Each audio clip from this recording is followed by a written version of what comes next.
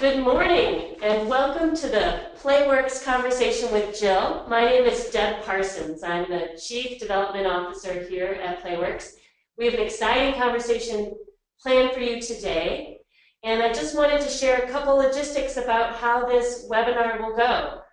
One, you are all muted at this point, and we will be able to take questions either through the chat function if you're logged on to the GoToWebinar, or at the end of the conversation when we unmute you and you can ask questions at that time. I would like to turn it over to our moderator and national board member, Paul Schmitz, who will introduce Jill and we will begin the conversation. Thanks everyone for being here. Paul? Hi, my name is Paul Schmitz, and as I mentioned, I'm a board member of Playworks, a very proud one. I'm also a former Playworks parent. I formerly was the national CEO of a nonprofit called Public Allies and a colleague of Jill's, and got to know the program better when my children's school in Milwaukee, Wisconsin, they're in the Milwaukee Public Schools, had Playworks, and they became junior coaches and really saw firsthand the benefit of the program, both to a school that was over 80% free and reduced out lunch, high poverty level school, but also seeing my own kids, the difference that it made. Currently, I'm a senior advisor at the Collective Impact Forum, which is an initiative of FSG and the Aspen Institute. I'm an independent consultant and a fellow at Georgetown's Beck Center for Social Innovation. And so these issues of civil society and leadership and play and all of this is very important to me. And really, when I think about this work, you know, and I think about the resources that our schools have and need, I always tell the story that my kids' school, our PTO, was mostly parents who were very low income. And the only thing that they raised money for in the last few years was Playworks. It was the one thing that parents and teachers all agreed was a really important function. And I always felt that there's no greater vote of confidence in a program than when the parents and teachers at a school, especially a school that doesn't have a lot of resources, decide that's the one thing, and they organize 4 taco dinners a year to support the Playworks program. I've spent the last 2 decades really working primarily to build leadership in communities and leaders who can really bridge differences in society to create change. And when I think about how we prepare young people for that, I think that the work that Playworks is doing, and as I saw firsthand through the junior coaches program at my kids' school, is really building the kind of skills and habits and values that are so important. And I think that you know, as Playworks has begun thinking about its growth and its massive growth that it's trying to undertake and its next wave, this work has been very important. I want to kind of turn it over to Jill to kind of talk about this work, and really in light of the challenges. I mean, Voltaire said the problem with common sense is it's not so common anymore. I would say it's the same with civil society right now is not so civil anymore. And I think that Jill's been really thinking deeply about how to really bring that civility back into civil society, and Playworks to be a vehicle for that. So Jill, why don't you take it away? Sure. Thank you, Paul. Yeah, I think that's exactly right. I first off want to say good morning to those of us on the West Coast, and good afternoon to those on the East Coast. I just got back from a conference in Germany late last night, so I'm in my own special, unique time zone, but super happy to be here today to talk about this sort of unlikely topic of the role that play potentially can play in helping to, I think, rebuild a civil society, to address the ways in which our social fabric has frayed and help us move away from a place where polarization is really the defining characteristic of public life. And so I want to start in talking about this from a sort of unlikely place, which is evolutionary biology. In his book, Play, Dr. Stuart Brown raises this really interesting question about why is it that play, despite being this fundamentally risky behavior, has survived so many eons? Why is it evolution, which generally speaking weeds out risky behaviors unless they're really, really valuable. Why has play survived? And I think he goes on to answer it, and I think it's so relevant to this moment because essentially Dr. Brown and evolutionary biologists who've looked at play historically have found that we are built to play because it is traditionally the way that communities have taught its newest members, the social mores that enable a community to really successfully navigate the world and the challenges that the world brings, right? And what we've seen over 20 years of running Playworks is that play is an experience, an experiential learning opportunity for kids to develop skills like empathy and teamwork, leadership and inclusion, then also more individualized skills around self-control and then the ability to resolve conflicts, all of which make functioning in a group much more effective and possible, and in a lot of ways rewarding and joyful. And ultimately, I think what we are seeing is that play is fundamental to kids having a positive experience and in developing those skills, which ultimately contribute to them becoming the citizens we so desperately need them to become. But then thinking about it more, about this issue of risk and risky behavior, one of the sort of key elements that really sticks out to me is this conversation and the ideas around fear and safety and how those play out in our schools. And then more in a bigger picture, how fear and safety really play out in our larger, both organizations, whether that's schools or businesses, but then also fundamentally in our institutions, looking at what is it that ultimately prevents us from realizing our full potential. And I think at the individual and organizational, institutional level, fear is really one of the greatest limiting factors that we face. And I think what's so fascinating about play as a tool for helping to rebuild or to really ensure that civil society is healthy is that play is this extraordinary opportunity to mitigate fear.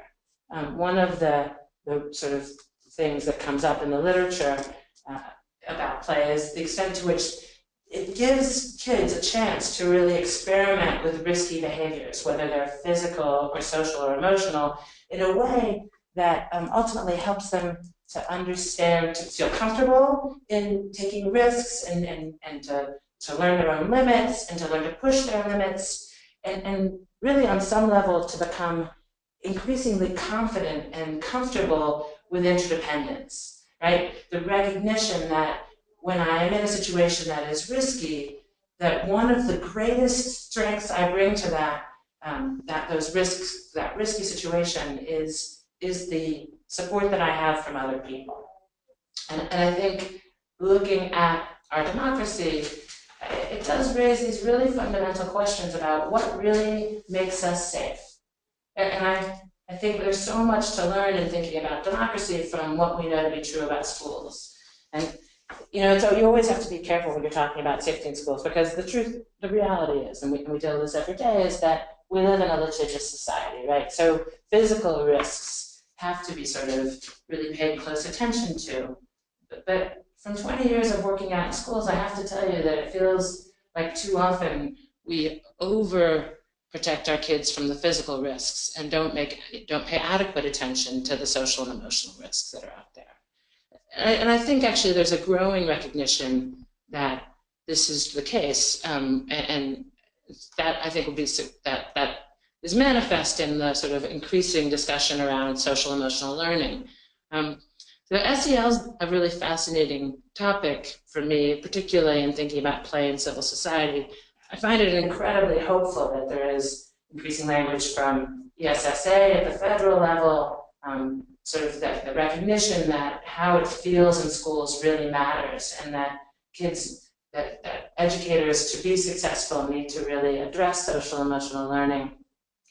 I also would point to it, though, as a great example of the ambivalence that I think holds us back from really fully exploring the power of play.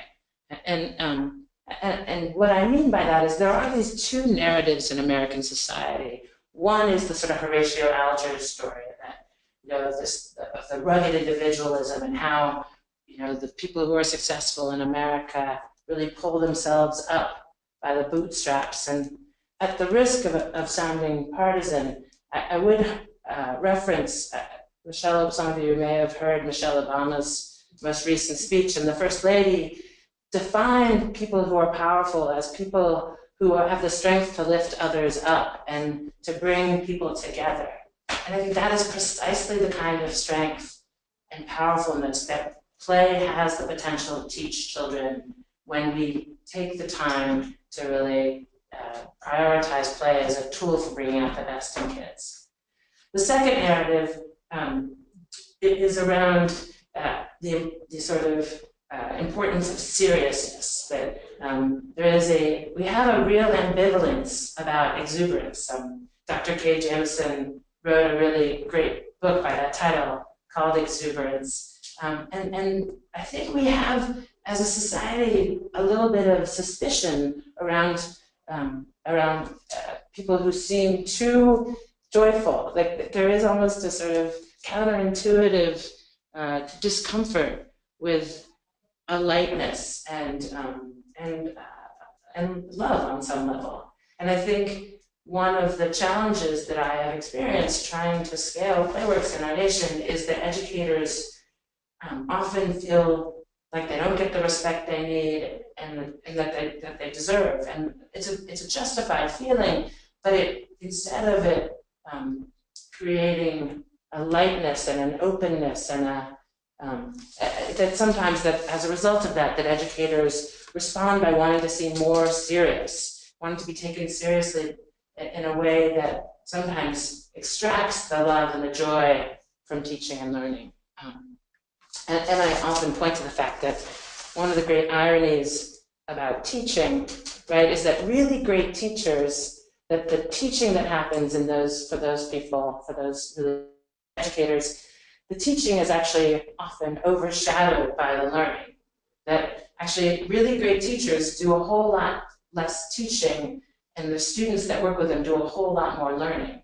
And I would say that balance, while counterintuitive, really shows up whether you're talking about teachers who work in classrooms or teachers who are managers in workplaces or teachers who are leaders, right? That the power in teaching is really in how far do our students come. The power in great managers is how successful are those that we manage. And the power for really great leaders, that the success of leaders is measured in what is the progress made by the people who I am leading. Anyway, I wanted to come back also just to biology.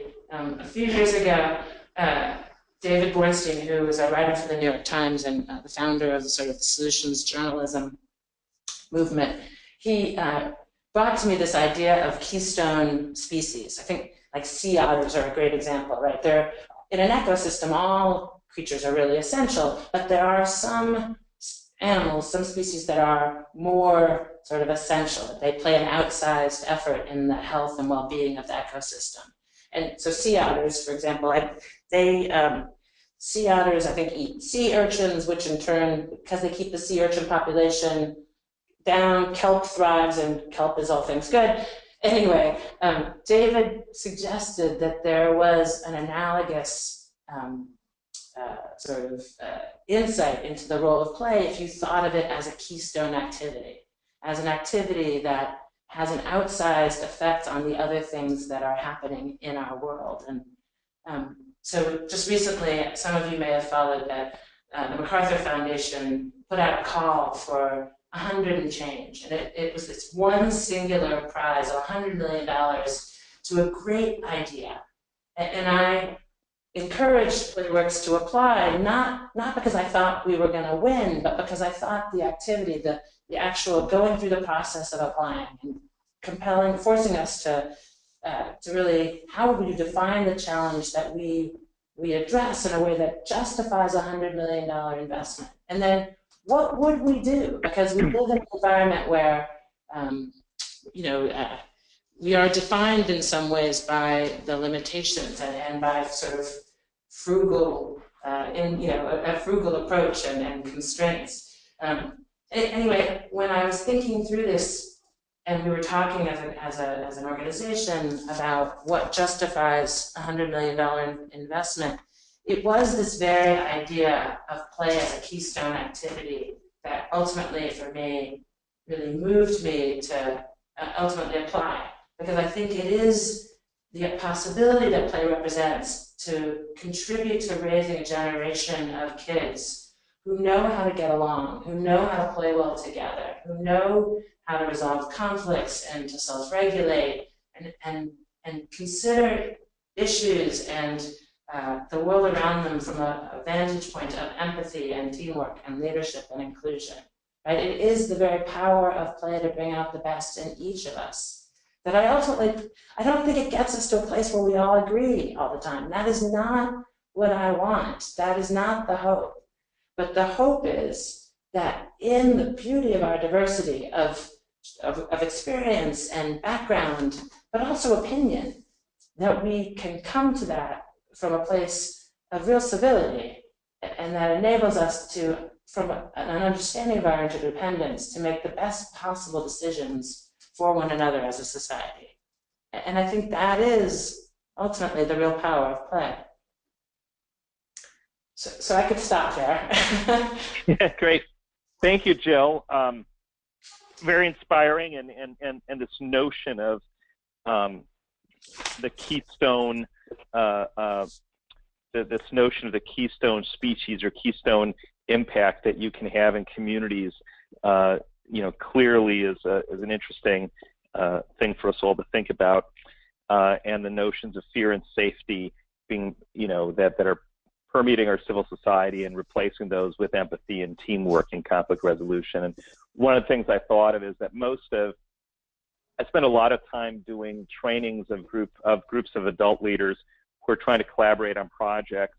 And when you kind of rattle through the list of things that Playworks helps young people do, it's the list of things that I have to help adults learn how to do all the time and collaborating to solve community problems. And so it's building those muscles early surely will help. And then I'll have to learn other skill sets to train, which I'll be grateful to do. One of the first questions that came in came from Kamala Wymore, who asked, how can we improve inclusion on the playground, especially for wheelchair-bound kids? And so kind of how are kids with disabilities kind of brought in and also included in this work? Yeah, that's a great question, and it's been a real priority and focus for Playworks in our 20 years. And I think the answer really comes from a place of the role of norming, that that so much of education is didactic, and we talk about how you should do this or you could do this. And I think one of the things about play is that it is inherently experiential, right? And we emphasize the importance of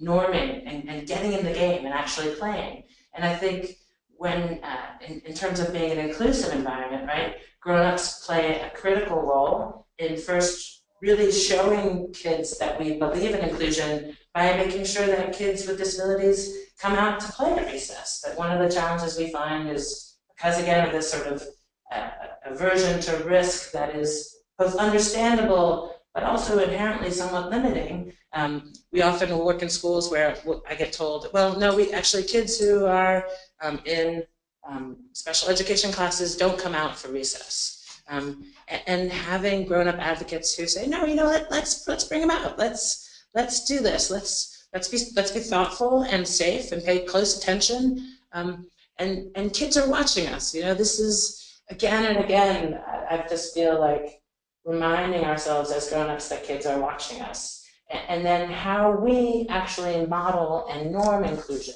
but setting the expectation that kids will be included and that we are here to help kids brainstorm around ways to make that happen, while also simultaneously giving kids a lot of opportunity to engage and bring their creativity to bear in how to make that possible. But I think it is incumbent upon us as the grown-ups to hold them to that expectation and to ask that of them, just as we ask that of ourselves. Yeah. And Portland Reed asks, do you see Playworks as the, and kind of capital the, solution for bullying at all schools? Yeah, so it's Anti-Bullying Month, and I will just say out loud that I often struggle with how that issue is framed, right? I tend to think that bullying is much more a manifestation of an environment. It's a symptom, really, of an environment where fear happens.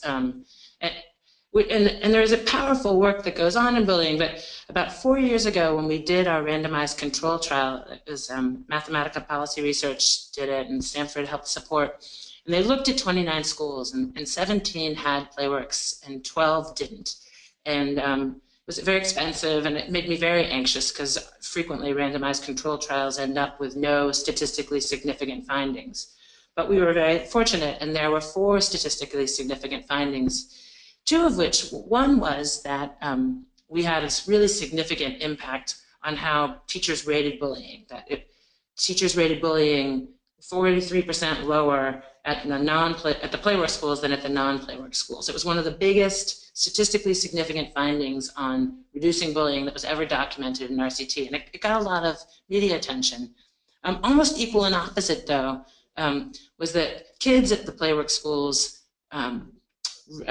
rated that they felt safer, not just during recess, but also during play. And what was disappointing to me was that finding got very little attention. And I do think that they are inextricably intertwined. Anyway, once we got the bullying finding, I went to Laura Levitin, who at the time was the Robert Wood Johnson Foundation expert on, she really headed up evaluations for them. And she's been just a huge mentor for me. And I went to her and I was just thrilled, right, that we had this finding around reducing bullying, and I was kind of like, are we the answer to bullying? And she, in the way that evaluation people will do, sort of put me in my place. And her explanation to me was totally fascinating. She said, look, Jill, I've worked in preventative health my entire career, and when we think about prevention, we divided it into primary, secondary, and tertiary strategies. She said, so if you think about safety belts as an example of a successful preventative health program. The primary strategy, right, was that you got seat belts installed in the cars. And then the secondary strategy was that you did these big media campaigns, like, you know, the importance of safety belts. And then the tertiary strategy, right, was the punishment, that you basically click it or ticket, right? If you got caught driving around without your safety belt on, you got a ticket. She said, what I've noticed in education, right, is that so often prevention strategies go right to the secondary and tertiary strategies without ever fundamentally addressing the primary strategy, without ever fundamentally impacting the environment. And so really, if you think about that and you take that analogy, it's with bullying, it's as though we're giving kids tickets for riding around in cars where they never even had the safety belt installed. And I think what Laura's point was in telling me that story is, I think Playworks is an essential piece of the issue of addressing bullying as a challenge in our schools, but I think it only works in partnership with other groups when we really can affect the environment. Great. Thanks, Jill. Can we unmute and see if there's any questions from the broader field that we can answer? Certainly, and before we get to the folks on the phone, we do have a question that came in. It's, has Playworks looked at contributing to refugee solution? And separately, given your statements, do you see Playworks being a solution to planetary health? And how will your strategy evolve? Yeah, so we, it's funny, I was just in Germany where the issue of refugees coming in obviously is very present, and it was a big topic of conversation at the conference, which was hosted by the Laureus Foundation for Sport for Good. And We haven't talked about it as much here. Historically, we've done things like had staff go down to Houston right after Katrina, which in our own way was a way of working with kids who are displaced. Ultimately, I think it's a fascinating thing to explore, and I know there are a lot of other groups in the world that use play as a tool for addressing like the experience that kids who are living in refugee camps experience, and I think it is something definitely to work towards thinking more about. Strategically, the big thing going on for us right now is that we announced our aim that by December 2020, we want to be a part of ensuring that there is safe and healthy play every day in 7,000 schools reaching 3.5 million kids. And to do that, it's meaning that we're really building out the aspect of our strategy, which is around unleashing others. So how can we support other groups and bring attention to and shine a light on schools that are already working to promote safe and healthy play, and how do we really build on that? So we have a lot to learn in this new aspect of building a movement, but I'm very, very excited about it. Great. Deborah, anyone there? I'm not seeing the chat, or if anyone on the phone has a question. So people, yeah, I can see there are questions coming up, but Debbie. Okay. So more broadly, have you thought about ways to transfer some of the tools and techniques that work in school populations to the adult world? Yeah, we do a little bit of corporate recess, and we are currently working on a digital platform that's going to get our school efforts out more broadly. And I think the part of like raising a generation of kids who know how to play well, the hope is, right, that as grown-ups, they continue to both demand that of their workplaces and their larger communities, but they also have the capacity to bring that play in, and we do it here at Playworks, right? It's part of our culture that we start every meeting with a check-in question that is playful and reminds us of our shared humanity, and then we play together, and we keep that as a primary part. But currently, the way we've done it most is through, we have a whole approach around partnering with other corporations and doing corporate recess and bringing that to workplaces. Yep. Thank you. And Rebecca Walsky asks, how do you promote faculty buy-in after doing a training? So it's one of the great things about how we do trainings is that they are very hands-on. So we give faculty a chance to experience it, and we then we really try and support and stay in touch with folks to make sure that they have the support they need. Because one of the things we know is true is you go through a training, and the trainings are always in slightly more ideal situations than real life. That is almost the definition of training.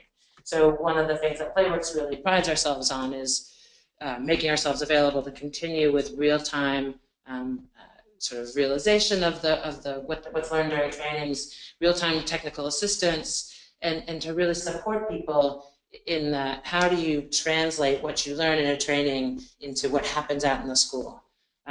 So that would be, I think, the best answer to that question. Great. And then Deb Brodheim asks, play and sports are frequently spoken of together and so often funded together in schools. How do you square the often inherently competitive aspects of team sports in schools and so much of what you look to do through Playworks?